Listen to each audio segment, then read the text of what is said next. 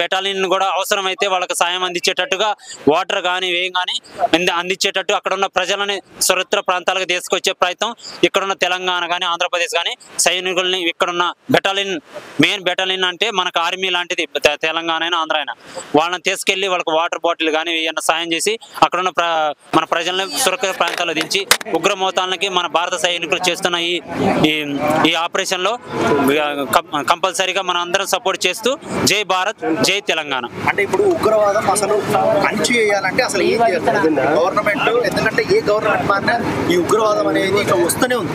So ఇటువంటి మొత్తం అణిచివేయాలంటే ఏం చేయాలి? అయితే భారత సైనికుల్లో 1,80,000 వరకు సైనికులు దగ్గరని ఇంటెలిజెంట్ వాళ్ళకి రిపోర్టుగా వచ్చింది. అక్కడ భారత సైనికులలో రిటైర్మెంట్ అయిన వ్యక్తులు కూడా చెప్తున్నారు 1,80,000 మంది ఎందుకు తగ్గించారు, అక్కడ బోర్డర్లో ఉన్న తక్కువ మంది ఉండటం వల్ల ఈ సైనికులు అందరూ ఒకే భారతదేశం మీదకి వచ్చే అవకాశం ఉందని వాళ్ళు ఆల్రెడీ కొంతమంది మనం రిటైర్మెంట్ అయిన వాళ్ళు సోషల్ ఇస్తున్నారు. వాళ్ళ సలహా తీసుకొని ఇంకా భారత సైనికులు 1,80,000 కాదు 2 లక్షలు 3 లక్షలు పెంచే విధంగా సైనికులు ఉంటే అక్కడ భద్రత మంచిగా ఉంటుంది. లేకపోతే సైనికులు తగ్గుతున్నారని భారతదేశం వైపు